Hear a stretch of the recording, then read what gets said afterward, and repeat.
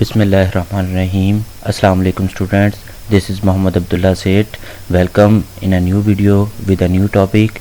आज हम डिस्कस करेंगे अप्लाइड फिज़िक्स कोर्स है BS स्टूडेंट्स के लिए, उसका लेक्चर नंबर 1। हमारे लेक्चर नंबर 1 में आज हम दो टॉपिक्स कवर करेंगे। एक छोटा टॉपिक है, एक थोड़ा सा बड़ा टॉपिक है। हमारे दो टॉपिक ये हैं, एक इलेक्ट्रोस्टैटिक्स है, दूसरा कूलम्स लॉ है। ये काफ़ी रिलेट भी करते हैं, तो हम let's discuss our topic. I will try my best to explain it in simple and easy wording. Introduction to electrostatics. आपको उम्मीद करता हूँ आवाज़ ठीक आ रही होगी, लेकिन इंशाल्लाह हम कोशिश करेंगे कि इसको इम्प्रूव करें। ये हमारे स्पीकर में कोई इशू है, तो उसकी वजह से ये इस तरह हो रहा है। इलेक्ट्रोस्टैटिक्स हमारे पास क्या होता है? इलेक्ट्रोस्टैटिक्स देख लें कि दो वर्ड से मिलकर बना इलेक्ट्रो और स्टैटिक्स, यानी कि इसमें कोई इलेक्ट्रॉन जो है ना स्टैटिकल हालत में होगा, उसके रिलेटेड कुछ है। तो इसको इलेक्ट्रोस्टैटिक्स हमारे पास असल में होता क्या है? The study of electric charge. जो इलेक्ट्रिक चार्ज है उसकी स्टडी होती है किस पोजीशन पे, रेस्ट पोजीशन पे, किसी जब फोर्स के एक्शन की वजह से वो किसी रेस्ट पोजीशन पे होगा, तो इसको इलेक्ट्रोस्टैटिक्स कहते हैं। इलेक्ट्रिक फोर्स जो होती है उसके दो तरह के चार्ज होते हैं, या तो वो पॉजिटिव होगा या नेगेटिव होगा। तो इलेक्ट्रिक फोर्स जो है वो दो चार्जेस के मिलकर मिलने से बनती है। देखें, एक थोड़े से फासले पर पॉजिटिव और नेगेटिव चार्ज होगा, तो उसके दरमियान में एक फोर्स तो बनेगी, क्योंकि वो आपस में अट्रैक्ट करेंगे, तो अट्रैक्ट करने के कोई ना कोई फोर्स चाहिए होगी। वो जो फोर्स बनेगी उसको इलेक्ट्रिक फोर्स कहते हैं। इसकी ना छोटी सी एग्जांपल है, डेली लाइफ में आप कर लीजिएगा। दो मैग्नेट्स को थोड़े से फासले पर रखिएगा, वो आपस में जब अट्रैक्ट होने लगे ना, तो उनमें थोड़ी सी आप लोग फ्रिक्शन पैदा कीजिएगा, थोड़ा सा दोबारा उनको खोलिएगा, तो वो थोड़ा सा जोर लेंगे, तो उसके दरमियान फोर्स होगी। इसी तरह इलेक्ट्रॉन्स जब दो फासले पे होते हैं, तो उनके दरमियान भी कोई ना कोई फोर्स होती है जो उनको अट्रैक्ट करती है या रिपेल करती है। दुनिया में हर चीज़ एटम्स और मॉलिक्यूल से मिलकर बनी है, ये एक थ्योरी पेश की गई थी, उसमें कहा भी गया था। तो ये जो इलेक्ट्रिक फोर्स है यही एटम्स और मॉलिक्यूल्स बनाती है। और ये भी कहा जाता है कि ये जो यूनिवर्स है, हमारी कायनात है, ये सारी इलेक्ट्रिक फोर्स की वजह से बनी है, क्योंकि एटम्स और मॉलिक्यूल्स मिलने के लिए इलेक्ट्रिक फोर्स चाहिए होती है, और एटम्स और मॉलिक्यूल मिलने से चीज़ें बनती हैं। तो इसलिए हमारी पूरी यूनिवर्स इलेक्ट्रिक फोर्स की वजह से बनी है। इलेक्ट्रिक फोर्स को नेचुरल फोर्स भी कहा जाता है। नेचुरल फोर्स वो फोर्स होती है जिसके रीजन का किसी को कोई आइडिया नहीं होता कि ये फोर्स कहाँ से बनी है और कैसे बनी है। अच्छा जी, हमारा नेक्स्ट टॉपिक आ जाता है कूलम्स लॉ। कूलम्स लॉ हमारे पास क्या होता है जी? कूलम्स लॉ असल में एक बंदा था, चार्ल्स अगस्टन कूलम। उसने एक लॉ पेश किया जिसका नाम उसने रख दिया कूलम्स लॉ। ये जो लॉ है ये 1785 में रिप्रेजेंट किया गया है, 1785 में। और ये एक एम्पिरिकल लॉ है जो कि न्यूटन के थर्ड लॉ को फॉलो करता है। न्यूटन का थर्ड लॉ क्या था? एक्शन एंड रिएक्शन जो है वो इक्वल होते हैं, लेकिन ऑपोजिट डायरेक्शन में होते हैं। इसी तरह इसमें इसकी स्टेटमेंट देख लेते हैं, ये नीचे जो डबल कोटेशन में है। द मैग्नीट्यूड ऑफ फोर्स का जो मैग्नीट्यूड होगा ऑफ अट्रैक्शन और रिपल्शन, अट्रैक्शन की फोर्स या रिपल्शन की फोर्स जो होती है उसका जो मैग्नीट्यूड होगा दो चार्जेस के दरमियान, वो डायरेक्टली प्रोपोर्शनल होगा उनके जो दोनों चार्जेस के प्रोडक्ट है उनके मैग्नीट्यूड के, यानी कि दोनों चार्जेस की जो मल्टीप्लिकेशन है उसके मैग्नीट्यूड, दोनों चार्जेस का जो मैग्नीट्यूड है उसको मल्टीप्लाई करके, और इनवर्सली प्रोपोर्शनल होगा उनका जो डिस्टेंस होगा दोनों चार्जेस के सेंटर्स के दरमियान का डिस्टेंस, उनके मैग्नीट्यूड जो डिस्टेंस है उसके स्क्वायर के इनवर्सली प्रोपोर्शनल होगा। नेक्स्ट मैथमेटिकली आपको दिखाते हैं, तो आपको अच्छा समझ आ जाएगा उससे।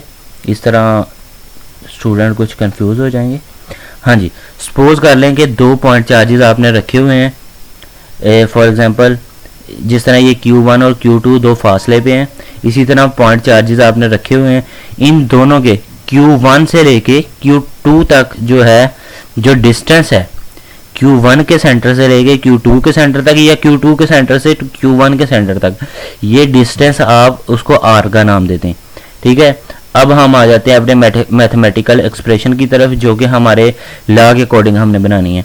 एफ जो है डायरेक्टली प्रोपोर्शनल है Q1 और Q2 की मल्टीप्लिकेशन के, दोनों पॉइंट चार्जेस के मैग्नीट्यूड के मल्टीप्लिकेशन के, और इन्वर्सली प्रोपोर्शनल में उसको बटे की फॉर्म में ले जाते होते हैं, 1/, की फॉर्म में डिनोमिनेटर की। तो 1/r², r हमारे पास था ना फासला।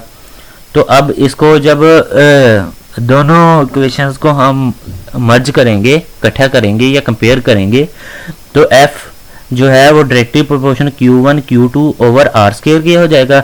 लेकिन यहाँ पे हमने डायरेक्टली कर दिया है, तो प्रोपोर्शनैलिटी साइन ख़त्म करेंगे तो एक हमारे साथ उसको कांस्टेंट कोई ना कोई वैल्यू लगाते होते हैं, जिसको प्रोपोर्शनैलिटी कांस्टेंट कहते हैं।